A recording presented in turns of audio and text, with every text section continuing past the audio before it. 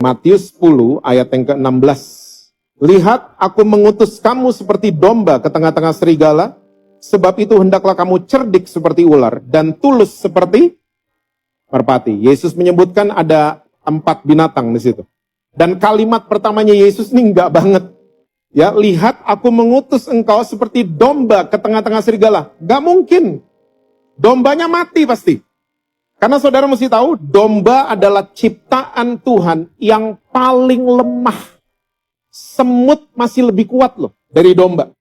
Semut itu kalau teamwork, kue bisa diangkat. Remahnya maksudnya. Tapi semut itu lebih kuat dibanding domba. Domba kalau lagi jalan dan dia nyasar, dia nggak tahu dia nyasar. Bayangin nggak? Dia noleh ke belakang, putih semua. Dia nggak bisa lihat ke belakang. Makanya dia nunggu tongkat gembalanya. Ayo, masuk lagi. Back on track. Peternakan domba. Domba ini kalau lagi minum, air di depannya mesti super tenang. Kalau kita iseng, lempar batu kerikil gitu. Plek gitu. Airnya bergerak. Domba akan kaget setengah mati. Dan waktu dia kaget, dia kecemplung di air tempat dia minum. Pernah masukin karpet di air? Waktu kita angkat tuh karpet, beratnya naik berkali-kali lipat. Domba badannya wool. Waktu dia kecemplung di air tempat dia minum, berat badannya naik berkali-kali lipat. Dan yang kasihan, domba nggak bisa berenang.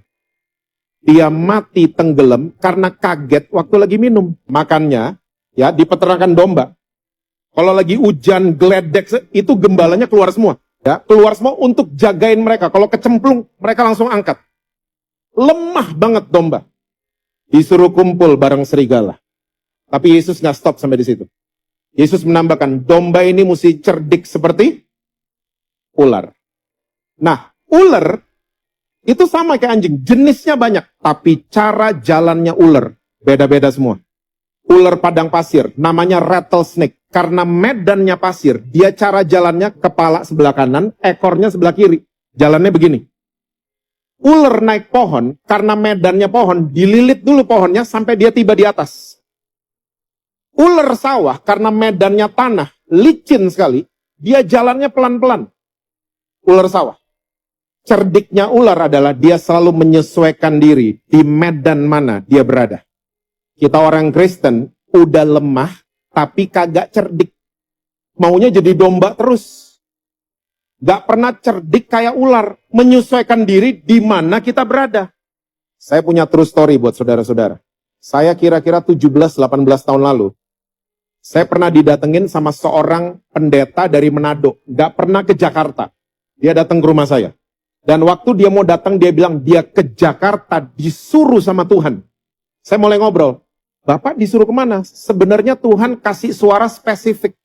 Saya disuruh ke Jakarta, disuruh ke daerah yang namanya Blok M. Blok M 18 tahun lalu, isinya preman semua. Ya, tempat gak aman. Saya mulai, wow, nih Tuhan ada spesifik nih pasti buat Blok M. Lewat orang ini.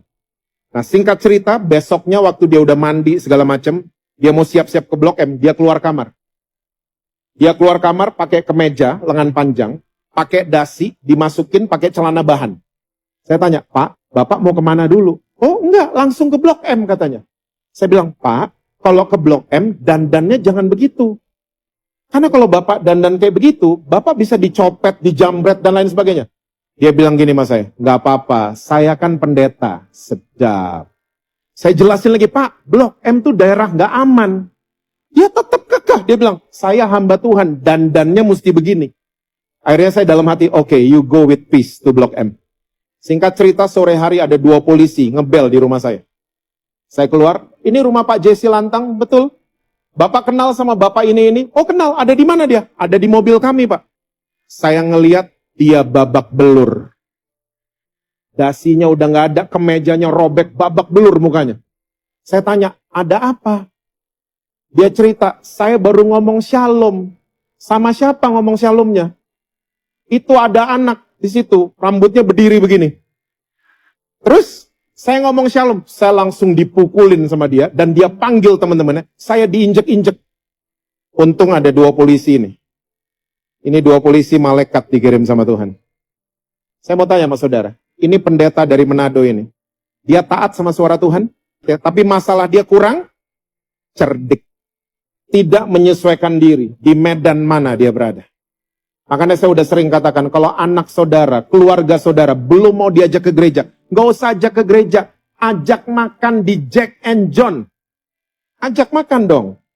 Gak usah ajak ke gereja. Nanti kalau dia mau ikut makan nih, nanti nih, gak usah diinterogasi. Tadi kenapa gak ikut doa malam? Gak usah gitu-gitu. Ngomong yang lain. Kalau dia senang olahraga, keren ya Argentina kemarin.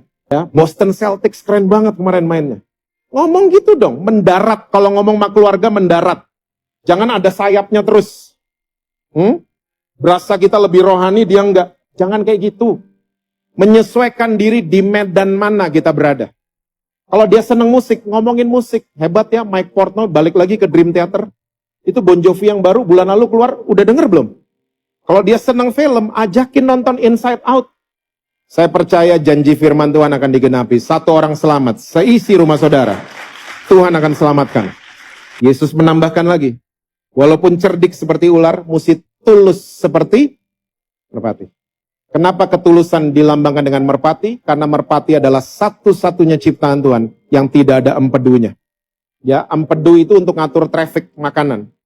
Dan dia saluran pembuangan. Jadi empedu, kalau badan manusia dibelek, itu baunya nggak karuan. Dan kalau coba dirasain, pahitnya luar biasa. Merpati tidak ada bagian yang pahit di dalam tubuhnya. Makanya Roh Kudus dilambangkan dengan merpati. Tulus. Walaupun cerdik seperti ular, pertahankan ketulusan. Saudara tahu nggak, ketulusan lagi tereliminasi di mana-mana. Karena orang serba kepentingan sekarang. Nggak tulus lagi. Deketin orang karena ada kepentingan. Lama-lama pengaruh ke Tuhan kan. Kita deketin Tuhan cuman karena ada apanya. Walaupun kita domba. Tapi cerdiklah seperti ular. Dan tuluslah seperti merpati.